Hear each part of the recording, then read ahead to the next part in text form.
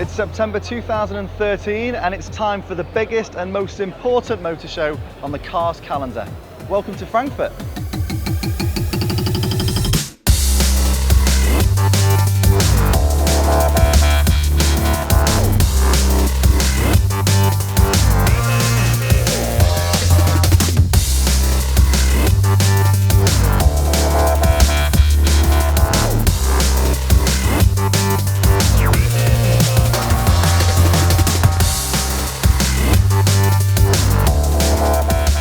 Now forget about all those sheep pen nylon ropes or even your entry ticket, because Auto Trader is here to give you early doors access to all the cars that matter to you.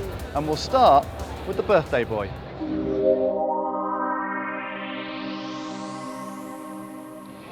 Yes, the Porsche 911 is 50 years old this year, and to celebrate, Porsche has made this the 50th anniversary edition. It's based on the Carrera S PDK, so 400 horsepower, rear wheel drive, and the power gets there via a 7-speed twin clutch transmission. And it's also got a bunch of optional classical sports touches. You'll notice the Fuchs alloys and the checkered seat fabric, which is a harkback to the original 911. Now, let's go over and see Porsche's real star of the show.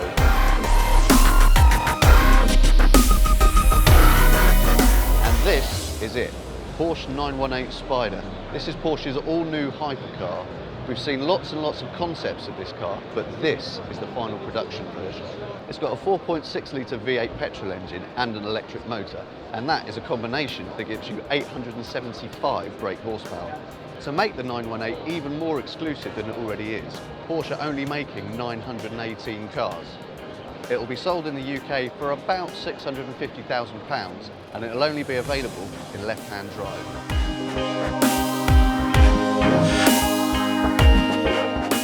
We know Jaguar is experiencing somewhat of a renaissance. The cars are getting bolder, more exciting, more challenging, and that theme very much continues at Frankfurt with the CX-17 concept. It's the first look of what a Jaguar SUV could possibly look like in a couple of years' time. James Richardson tells us more. This is the Jaguar CX-17 concept car, and it's going to be based on the new lightweight premium architecture that we're going to see in a new 3 Series rivaling Jaguar in 2015. It will also be joined by a number of new and improved Jaguars, including a replacement for the XF, a replacement for the XJ, and also an SUV like this, we think. As you can see, it's quite a bit longer than the Evoque upon which it's based, but it retains the same roofline, which means that it's got that sleek, cat-like profile that we've come to expect from Jaguar. And as you'll see, the face is pure Jaguar XJ. Jaguar have also invested £1.5 billion in a new engine facility, which will come on stream at the same time that we expect this car to go on sale in 2015. That means new 4-cylinder engines that will emit less than 100 grams per kilometre of CO2, but will also be able to power the car to over 186 miles an hour. Most of the manufacturers represented at Frankfurt are split into these massive halls, but Audi's gone and built its own hall.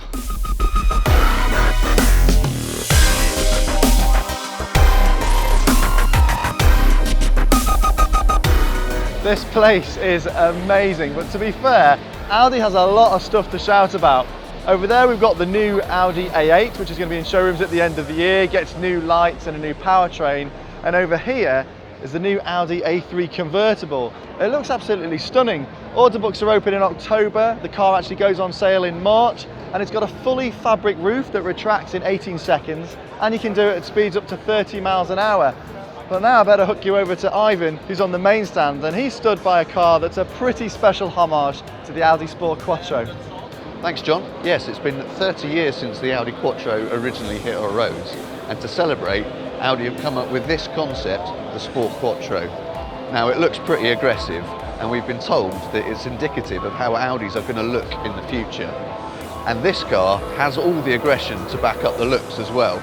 It's got a 4-litre V8 engine plus an electric motor, and combined that gives you an output of 690 horsepower, and that is some serious muscle. Now the question on everyone's lips is, are Audi actually going to make this car? Well, to try and find out, we had a quick word with Audi's group head of design, Wolfgang Egger. Quattro is still a big emotion, and it's not only attraction, but it's something more. It's leading to the new MLB platform. It's a development in this direction, which will have the hybrid version. We have to decide about production of this car still, but I can assure that it is important for us as well as always to do in the show car. It's not just for the show. Would it be a nod to the next A5 perhaps? You are thinking forward, yeah? I'm thinking forward ahead. Thinking forward. Thank you for the tip, yeah.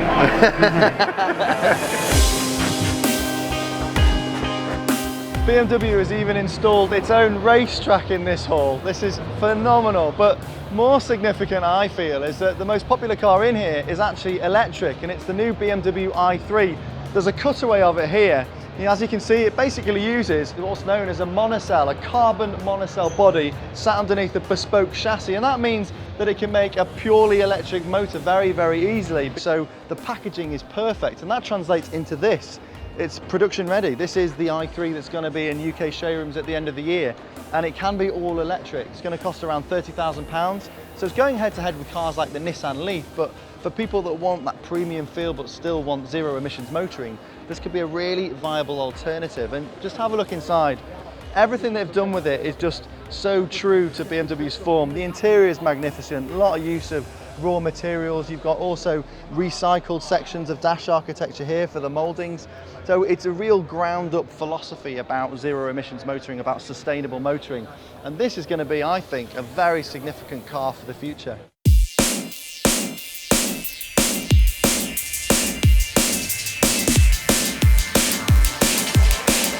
This is the new Hyundai I10, which goes on sale in January.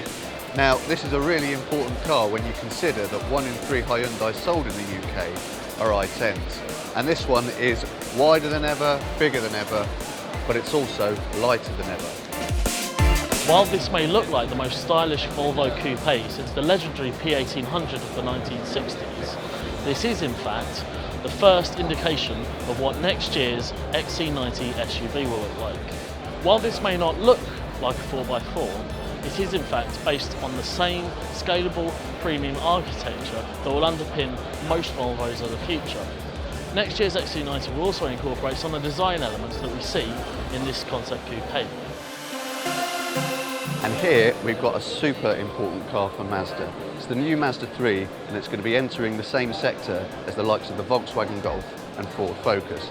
This car is going to be sold on its efficiency thanks to its Sky-Active technology, which means lightweight and super clean engines.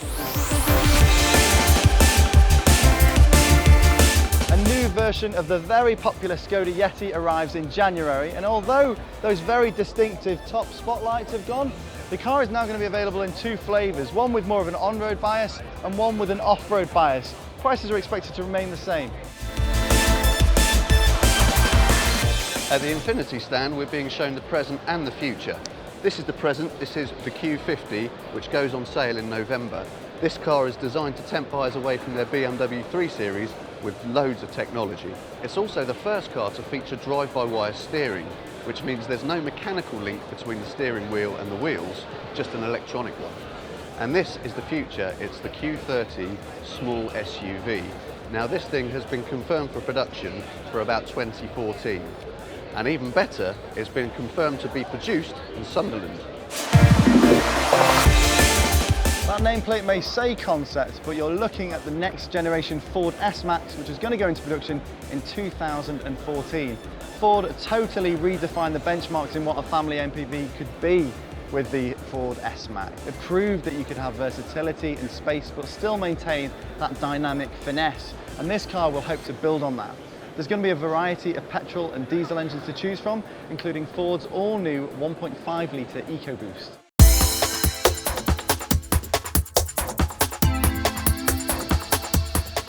This is the new Nissan X-Trail, which will go on sale in the middle of next year. Now it's got much softer styling than the X-Trail it replaces, and that's due to the success of the Qashqai and the Duke. Despite that though, the company is promising that this car will be as capable off-road as it ever was.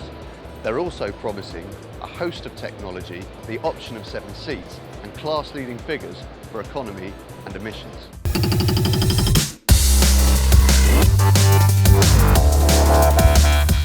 Also arriving in January is the Seat Leon ST, or estate car.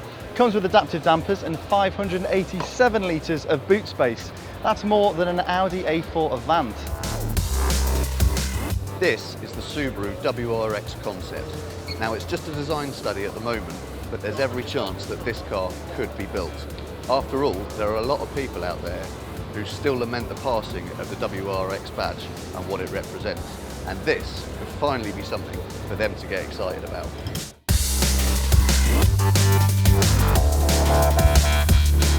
That concludes our quick video tour of the Frankfurt Motor Show. A massive thank you for watching. Of course, if you want to learn any more about the cars that we've discussed, you can click on the relevant links.